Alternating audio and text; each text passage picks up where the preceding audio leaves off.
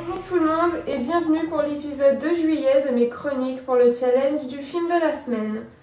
On va commencer avec le premier film du mois et c'était Beetlejuice. Donc Beetlejuice, ça raconte l'histoire d'Adam et Barbara qui meurent et qui hantent la maison dans laquelle ils vivaient avant. Il y a une nouvelle famille qui vient habiter dans la maison, sauf qu'en fait ils décident de refaire la déco. Et donc le couple de fantômes qui vivait là avant, en fait, ils aiment pas du tout le fait qu'ils essayent de tout changer et ils essayent de les faire partir. Et vu qu'ils sont vraiment pourris en tant que fantômes, ils font appel à Beetlejuice pour les aider à faire partir les nouveaux habitants de la maison. Alors pour être tout à fait honnête, j'étais vraiment agréablement surprise par ce film étant donné qu'il date un peu. Non pas que j'ai des préjugés parce que c'est un vieux film, mais en général je me sens quand même un petit peu plus à l'aise avec des trucs sortis après 2000 on va dire. Donc vu que Beetlejuice est sorti dans les années 80 je crois, au début j'étais vraiment un petit peu réticente j'avoue, mais finalement c'était vraiment trop bien, j'ai adoré ce film. Il mêle humour et horreur mais quand même de l'horreur plutôt light. Je trouve qu'on retrouve vraiment bien la patte de Tim Burton, il y a même certains passages où c'est fait à la pâte à modeler en stop motion et tout ça. J'ai trouvé que le personnage de Beetlejuice était génial, il est vraiment super drôle. Celui de la vieille aussi d'ailleurs, je sais pas son nom mais j'ai adoré son franc-parler et elle était vraiment super drôle. Franchement pour moi Beetlejuice c'était vraiment une très très bonne surprise et un très bon film. Mon second film du mois de juillet était Paranormal Activity. Donc en fait on y voit un couple qui pense que leur maison est hantée par un esprit démoniaque.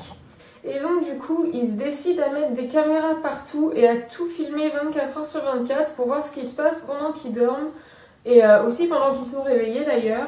Franchement, ce film était très très long. J'ai vraiment cru que ça finirait jamais. Parce que honnêtement, dans ce film, il se passe rien du tout. En gros, il n'y a rien à part un type extrêmement casse-couille qui lâche jamais sa putain de caméra. Il l'a avec lui tout le temps, c'est énervant comme pas possible. Le mec il se prend pour un gros spécialiste du fantôme juste parce qu'il filme tout ce qui se passe chez lui. Et en plus de ça, c'est vraiment un gros con qui mérite des claques. Enfin bref, à part ça, il se passe vraiment rien. Il faut vraiment attendre les 10 dernières minutes du film pour qu'il se passe enfin quelque chose d'intéressant. Donc tout ce qu'il y a avant, c'est du vide presque. En plus de ça, ces gens dorment avec la porte de leur chambre grande ouverte. Et j'ai trouvé ça trop bizarre, ça m'a perturbée pendant tout le film, j'arrêtais pas de penser à ça. Personnellement, je peux pas faire confiance à des gens qui dorment avec la porte ouverte, c'est pas possible. Sérieusement, je comprends pourquoi j'ai entendu énormément de gens dire que ce film était pourri, parce que franchement il l'est, on va pas se mentir. Et d'un autre côté, je comprends vraiment pas pourquoi il y a eu un aussi gros buzz quand le film est sorti il y a quelques années, parce que vraiment... il vaut pas le coup, voilà. Je pense que c'est vraiment ce qu'il faut retenir de tout ça. Ce film ne vaut pas le coup. Le troisième film que j'ai vu ce mois-ci était Scary Movie 5. Donc en fait, ça raconte l'histoire d'un couple qui emménage dans une maison avec leurs deux nouvelles filles adoptives. Dans cette maison, il se passe des trucs bizarres, donc ils commencent à tout filmer pour avoir des preuves et ils font appel à un médium pour les aider. En gros, Scary Movie 5, c'est une parodie de Paranormal Activity avec des petites touches de Mama et Black Swan. Et peut-être aussi d'autres films dont j'ai pas compris les références, c'est tout à fait possible.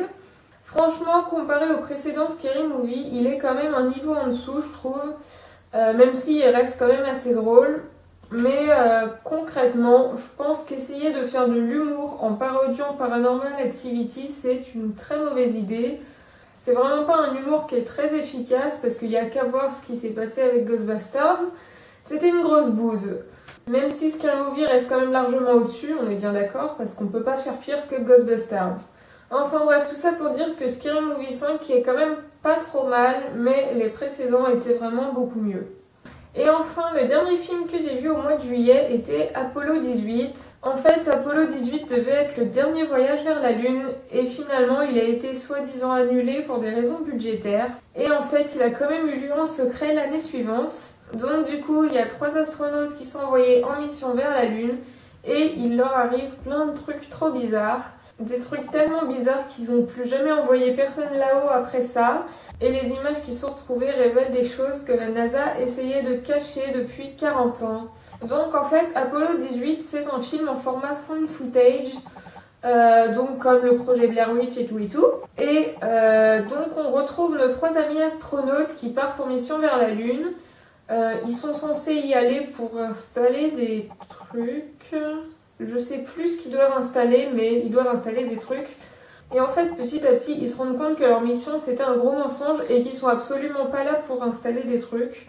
Et donc ils filment tout ce qui leur arrive et les bandes sont censées être retrouvées plus tard et elles sont mises sur le net pour que tout le monde voit ce que la NASA cachait. Dans la pratique, je comprends pas trop comment les gens qui ont mis la vidéo sur le site ont fait pour récupérer les images, mais on s'en fout. Sinon, c'est un film sympa à regarder l'après-midi pour se divertir vu qu'il dure vraiment pas très longtemps. Je pense pas qu'on puisse considérer ça comme un film d'horreur étant donné qu'il fait vraiment pas peur du tout. Il y a du suspense, ça c'est clair et net, mais c'est pas de l'épouvante. Après, j'admets que c'est quand même pas un film exceptionnel, ça paraît assez évident que c'est un truc low cost, mais franchement, je m'attendais vraiment à pire, donc vu comme ça, il est pas trop mal.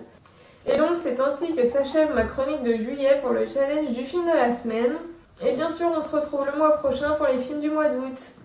Bye!